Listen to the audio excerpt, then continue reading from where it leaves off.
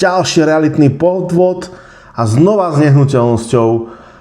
Georgi Conevá, predáme tento nádherný stavebný pozemok v Budatíne, kde máme zverejnené, kde to presne je. Máme cenu, parcelné čísla, nech sa páči, môžete sa prísť aj sami pozrieť, nádherné video, ktoré si môžete pozrieť, ktoré mimochodom stálo niekoľko tisíc eur. Ako vidíte, tak majiteľ tejto vedľajšej nehnuteľnosti nechce, aby jeho nehnuteľnosť bola zverejnená, takže sme ju samozrejme utajnili. To isté je to aj na fotkách, nádherné fotky. Tu vidíte znova, že to je schovaté. A čuduj sa svete, tak tu máme nehnuteľnosť, ktorá na prvý pohľad z realitnej kancelárie Group4U vyzerá, že to je niečo iné. Ale tu dole vidíte preboha ten istý pozemok. Mimochodom, sused sa dneska už sťažoval majiteľke, že ako je to možné, že tam ten jeho dom zverejnený je. No ja vám poviem, ako je to možné. No možno je to tak, že pani Kubaňová Miroslava z Rec4U zavolala pred pár mesiacmi mojej majiteľke a spýtala sa jej: pani majiteľka, ja som vás predtým zastupovala, predtým som predávala váš pozemok, ale neúspešne, nevedela som ho vyše roka predať, pretože som tam mala niekoľko obrovských chyb pri predaji. Na to samozrejme asi takto úplne to nepovedala, že? Tak majiteľka sa naštvala, dala to Georgi Conevovi, tento skoro minulý týždeň predal. Tak kedy vám končí exkluzivita? Majiteľka povedala neviem a položila aj telefón. A na základe tohto telefónu to pani Kubaňová sa rozhodla dať jedenkrát tu, druhýkrát tu.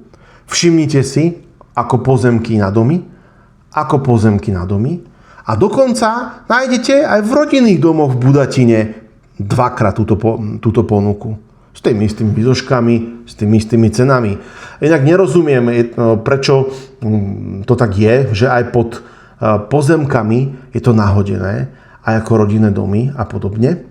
No vysvetlím vám základnú vec. Majiteľka s ňou nemá žiadnu zmluvu. Ona nemá právo jej nehnuteľnosť ukazovať. Nevlastní danú nehnuteľnosť a ona napriek tomu sa rozhodne to predávať. Áno, krásne táto nádherná spoločnosť Group4U napriek výzvám nedvíha momentálne telefóny, tvári sa, že tu predáva nejaké nehnuteľnosti. Ak sa pozerám, tak vlastne všetko prakticky skoro je tu výzoška. Boh vie, či to vôbec tá výzoška, či majiteľia vedia, že sa im predáva. Hej, táto lukratívna vila, to je tá naša lukratívna, že? Tu máme aj nejaký trenčianske jastrabie. Inak ja tam vlastním jeden pozemok. Boh vie, či oni nepredávajú ten môj. Môže sa to kľudne stať. Ja s nimi rozhodne nemám žiadnu zmluvu. Takže, milí priatelia, toto je krásna ukážka toho, ako tí realitní kancelári a realitní makléri kázia dobré meno realiťakov. Ako vlastne dehonestujú svoje proste postavenia meno. Prečo to robia? Predpokladám, že pani nemá čo predávať, tak sa rozhodla zobrať svoje zákazky, ktoré boli neúspešné a chytila a teda sa rozhodla, že ich bude ponúkať bez súhlasu majiteľky. Majiteľka mi volala celá prelaknutá, pretože má som ňou exkluzivitu. Sú tam samozrejme nejaké zmluvné pokuty. Nikdy som nemusel zmluvné pokuty riešiť. Nikdy. A aj som ukludnil majiteľku, že ja určite nebudem za toto proste nejakým spôsobom aktivovať ich. Pre Boha, to nie je chyba. A ja o tých pozemkoch viem, my si pozeráme naše nehnuteľnosti, pozeráme konkurenciu. Len ma nenapadlo po 6 výzoškách proskrolovať dole, pretože to vyzeralo, že proste niekto naozaj predáva rodinný dom, ale nie, on predáva náš pozemok. Ja chcel by som vedieť, že milé kolegovia, milá pani Kubaňová, predstavte si, že zajtra nájdete niekoho, kto vám tých 400 000 alebo 300, neviem koľko tisíc za dom dá. A teda povie, že to chce kúpiť.